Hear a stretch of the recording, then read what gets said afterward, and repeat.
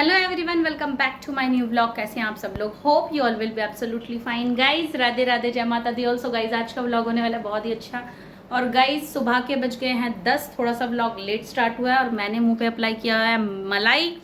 तो गाइज मलाई अप्लाई करने से फेस हो जाता है सॉफ्ट और glowing. So guys there are lot of things, homemade things you can apply at your face.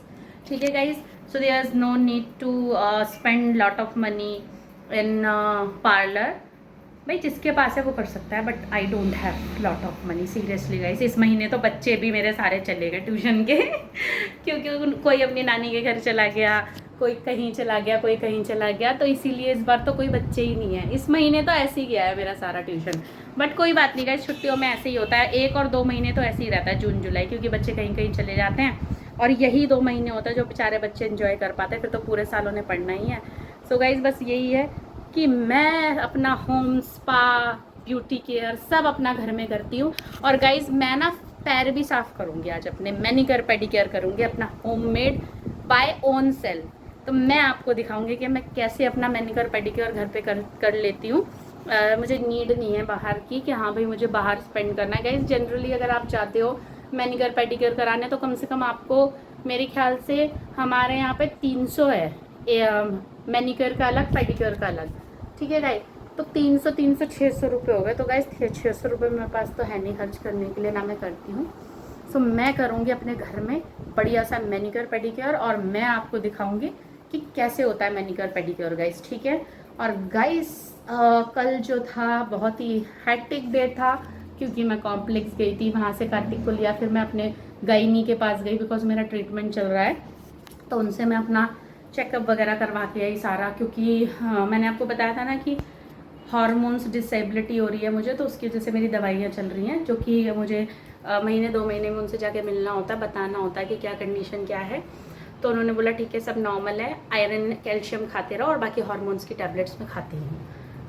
So guys हो सकता है उसकी वजह से भी थोड़े से मेरा वेट हल्का सा पुट ऑन हुआ है, बट ठीक है गाइज, क्या करना है, ठीक है, ऐसे ही सही लगते हैं ना, ज़्यादा सूखे से अच्छे नहीं लगते अच्छा, और गाइस लगना चाहिए कि हाँ भाई 2 बच्चे की अम्मा है ना, क्या करना है ज़्यादा ज़ीरो साइज़ फिगर बना के, है ना। जो पतले नहीं हो सकते वो यही कह सकते हैं तो गाइस अब मैं बनाने जा रही हूँ सोयाबीन आलू की सब्ज़ी, क्योंकि खाना मुझे मम्मी के यहाँ पे भिजवाना है, यानी सास ससुर के यहाँ। तो मैंने उनसे पूछा, उन्होंने कहा कुछ भी बना लो जो तुम्हें पसंद है। तो उनको सोयाबीन आलू की सब्ज़ी बहुत पसंद है, तो मैंने कहा वही चटपटी सी बना लेते हैं, हम लोगों के लिए भी हो जाएगा। और साथ के साथ गाइस कार्तिक गया हुआ हेयर कट करवाने विद वुड बी ग्रूम होने वाले दूल्हे के साथ, जो कि चाचा जी हैं उसके, तो उसका हेयर कट करवाने गए। अभी आता है तो मैं आपको दिखाऊंगी कैसे हेयर कट करवा के आया है। और गाइज बहुत सारे काम हैं मुझे, सीरियसली मैं आपको बता नहीं सकती यार। प्लीज़, दिमाग मेरा ऐसा हो रखा है ना कि क्या करूं क्या ना करूं, बट करना तो पड़ेगा, क्या करें या ना करें, ये कैसी मुश्किल है। तो गाइज चलो चलते हैं, आप लोग कहोगे बहुत पका रहे हैं, मैं दिखाती हूँ। और बर्तन देखो गाइज कितने सारे पड़े हुए धोने के लिए सिंक में, तो ये सब धो लूँ। सोयाबीन भिगा दी है मैंने, फटाफट से सोयाबीन की सब्जी बना लूँ। और गाइज आज हो गया था एक बड़ा ही इंसिडेंट। एक्चुअली मेरे घर के पीछे ना जो गैस सप्लाई का पूरा कनेक्शन है ना, उसमें से इतनी तेज़ तेज़ गैस निकल रही थी, मतलब गैस लीक हो रही थी, ऐसे आवाज़ आ रही थी। तो जो हमारी आंटी है बाहर साफ़ सफाई करने आती है, उन्होंने बोला कि जल्दी से पीछे देखो, गैस में से आवाज़ आ रही है, उसमें से कनेक्शन में से। तो मैं गई, मैंने फिर देखा कि फटाफट मैंने इमरजेंसी कॉल पे कॉल किया, उसे बंद करवाया, तब जाके फिर वो आए। फिर वही वाले अंकल आए थे जो बागेश्वर धाम से जुड़े हुए हैं ना, मैंने आपको बताया था कि उनकी बेटी बहुत ज़्यादा बीमार थी और बागेश्वर धाम में ओनली परिक्रमा से ठीक हो गई वो। उसने पेशी भी नहीं करी। पेशी मतलब होता है, मतलब गुरुजी से भी नहीं मिली वो, बस परिक्रमा करा उसने वहाँ पे 3 मंगलवार और वो बिल्कुल ठीक हो गया। वो सेवादारी करती है वहाँ पे। तो फिर बहुत सारी बातें हुई अंकल से, बहुत अच्छा लगा। वो अंकल इतने अच्छे नेचर वाइज है ना, मैं आपको बता नहीं सकती। अभी मैंने वीडियो में, ब्लॉग में मैं आगे दिखाऊंगी, वो गैस ठीक करते हुए आपको नज़र आएंगे। तो गाइज़ उन्होंने बोला कि आप दिल्ली में जो है गुरुजी आ रहे हैं। सो गाइज़ मैं आपको बताने जा रही हूँ कि 5 जुलाई से जो है आयोजन हो रहा है। बागेश्वर धाम वाले जी गुरुजी हैं, वो आ रहे हैं भागवत कथा के लिए। सो गाइज़ आप लोगों को, हम मेरे तरफ से और मेरी जितनी भी बागेश्वर धाम की हमारी सारी टीम है, जो कि मेरे रिलेटिव्स हैं, उन सबकी तरफ से आपको मैं बता रही हूँ, आप लोगों को भी आना है। अगर आप आना चाहते हो तो आप आ सकते हो गाइस। 5 तारीख को कलश यात्रा है। जो कलश उठाना चाहता है वो पीली साड़ी पहन के वहाँ पे पहुँच जाए। फ्री ऑफ कॉस्ट, कोई पैसे नहीं देने। कलश उठाना चाहते हो आप कलश उठा लो, नहीं तो यात्रा में आप साथ रह सकते हो, दर्शन कर सकते हो। और गाइस गुरुजी 6 तारीख से बैठेंगे, जो कि भागवत स्टार्ट होगी, और 8 तारीख को 108 कन्याओं का विवाह है वहाँ पे। तो अगर आप सेवादारी देना चाहते हो तो आप दे सकते हो। सेवादारी में आप कन्याओं को तैयार करवा सकते हो, कन्याओं के कन्यादान के लिए अगर कुछ देना चाहो दे सकते हो। अन्नपूर्णा में आप मदद करवा सकते हो। अन्नपूर्णा में ये है कि खाना बनवाने में आप हेल्प करवा सकते हो, जैसे पूड़ी बेल दी, आटा गूंद दिया, आलू काट दिया, जो भी होता है, ठीक है। बाकी सेवादारी के लिए तो ये है कि सेवादार तो वही बन पाते हैं जिनको मतलब जिनके पास कार्ड होता है। तो अभी कुछ दिनों में आज मैं अप्लाई कर दूंगी तो मेरा कार्ड भी बन के आ जाएगा। सो गाइस मैं भी सेवादारी करने जाऊंगी वहाँ पे। तो मैंने नाम लिखवाया है लड़कियों को तैयार करने में। तो मैं वहाँ लड़कियों को जो दुल्हन होंगी 108 उनमें से उन लड़कियों को तैयार करा दूंगी, क्योंकि गाइज ये मैं कर सकती हूँ। तो मैंने कहा चलो मैं ये कर लेती हूँ। तो गाइज बस यही है कि जितना हम कर सकते हैं हम कर सकते हैं प्रभु के लिए, उनके नाम के लिए, है ना। बाकी कुछ नहीं है। बाकी तो ये है गाइज कि जिसे जो बोलना है वो तो बोलते ही हैं कि क्या है दिखावा है ये, बट नहीं गाइज मैं तो दिल से मानती हूँ। और देखो गाइज अगर मेरे को मौका मिला तो जल्द से जल्द मैं गढ़ा में बागेश्वर धाम के दर्शन करने भी जाऊंगी और आपको ब्लॉग दिखाऊंगी। अगर इच्छा हुई बाबा जी की तो ज़रूर दिखाऊंगी मैं आपको, ठीक है। और गाइस चलते हैं, घर का काम निपटाते हैं, फिर मिलती हूँ आपसे मैं थोड़ी देर बाद। इसको वॉश करके। हाँ इसी साइड से ही अंकल बहुत ज़्यादा लीक हो रही थी गैस। ये आता है, ये देखो बुलबुले भी हो रहे हैं वहाँ पे। वेस्टेज निकालता है, इसीलिए तो ये लगाया जाता है। ये वेस्टेज है? हाँ। तो मुझे तो पहली बार पता चला कि ये वेस्टेज निकलता है इतनी तेज। जगह कम है। अब हम तो डरेंगे ना, एकदम से प्रेशर आ रहा था, हमने सोचा कि गैस निकल रही है। अच्छा गुरु जी के लिए जगह कम है। कहाँ? जहाँ आ रहे हैं अपने सीएनजी के पीछे ही। इधर आ रहे हैं रामलीला मैदान? हाँ हमारे ऑफिस के पीछे। उधर ही आ रहे हैं? हाँ सीएनजी पंप। कह रहे हैं कि 5 तारीख को वो है क्या। गाइस एट लास्ट बारिश जो है आ चुकी है, और गाइस वेदर एकदम वैसा, ज़्यादा दिनों से वेट कर रहे थे हम बारिश का, और गाइस बारिश आ चुकी है। और हैप्पी मानसून टू ऑल, क्योंकि मानसून सीज़न जो है वो आ चुका है। तो मिलता है आपको, आने ही वाला है, तो मिलता है आपको थोड़ी देर में। So guys I am back और डिनर वगैरह डन हो गया है। तो मैंने सोचा कि आप लोगों को कुछ बता दूं। एक्चुअली गाइस जैसे कि मुझे जब टाइम मिलता है तो मैं कुछ ना कुछ नई चीज़ें पढ़ती रहती हूँ, देखती रहती हूँ यूट्यूब पे, गूगल पे। तो मुझे बहुत अच्छा लगता है पूजा पाठ से रिलेटेड, हमारे देवी देवताओं से रिलेटेड, भगवानों से रिलेटेड मैं चीज़ें सर्च करती रहती हूँ।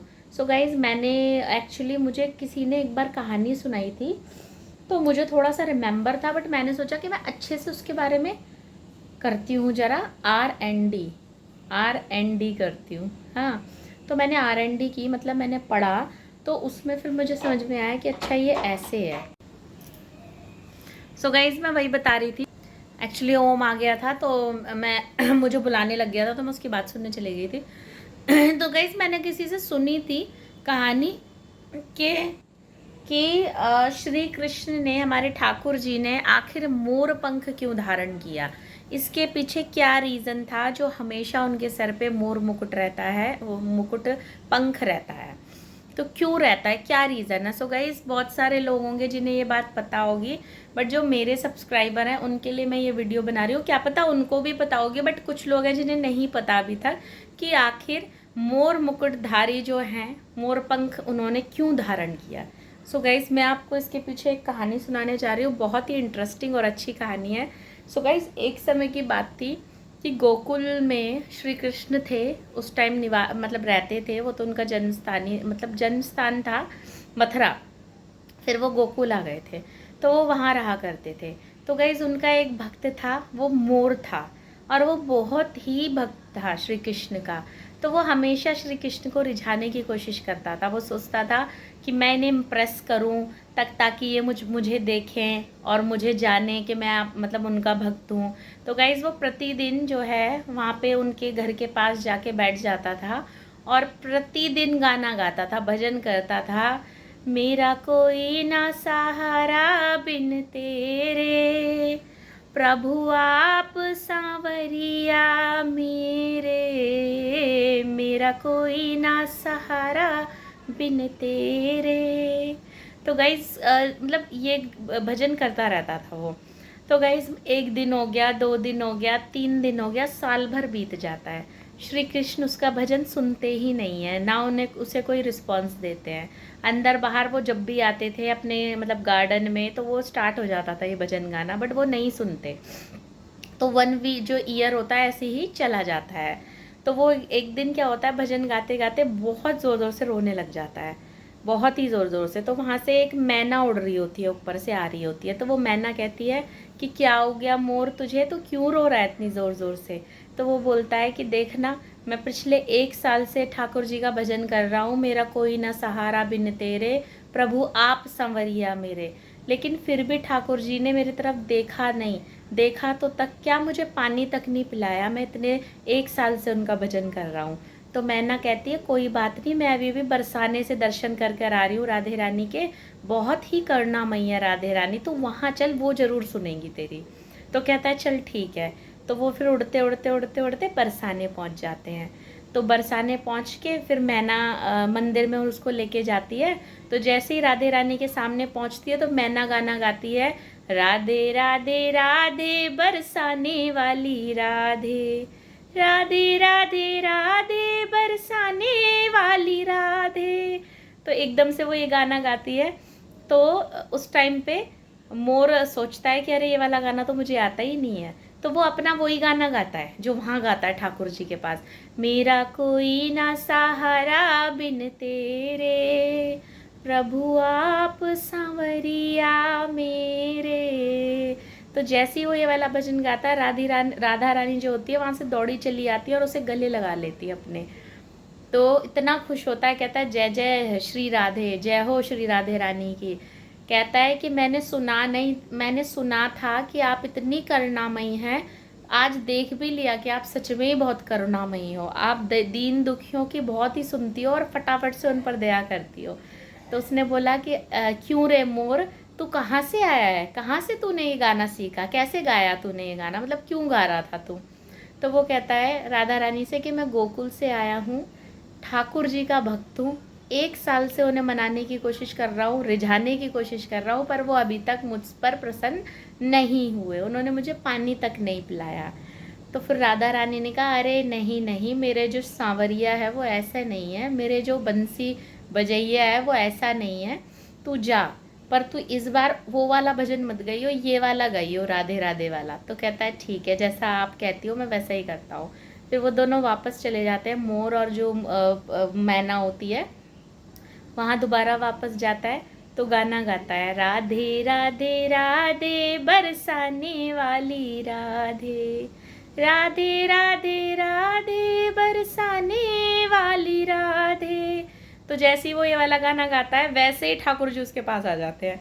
तो मोर कहता है अरे क्यों ठाकुर, ऐसे ही बोलते हैं वो, कहता है क्यों ठाकुर, तू तो बड़ा चतुर निकला है, 1 साल, मतलब ऐसे ही करके बोलते हैं। हमारे जो ठाकुर जी हैं ना, उनके साथ हम बहुत सारे रिश्ते बना सकते हैं, भाई का, दोस्त का, है ना। कोई कोई लड़कियां अपना पति भी मानती हैं उनको, अपना बॉयफ्रेंड भी मानती हैं उनको, मतलब कोई भी रिश्ता हम उसके साथ बना सकते हैं, भाई का, बेटे का, छोटे बेटे का, भाई छोटे भाई का। तो इस तरीके से उनको बोलते हैं लोग, हैं तो वो भगवान ही, प्रभु ही, लेकिन उनके भाव उस टाइम पे ऐसे हो जाते हैं कि वो इस तरीके से भी बोल देते हैं। तो उस तरीके से अगर बोला हुआ है वो गलत नहीं माना जाता।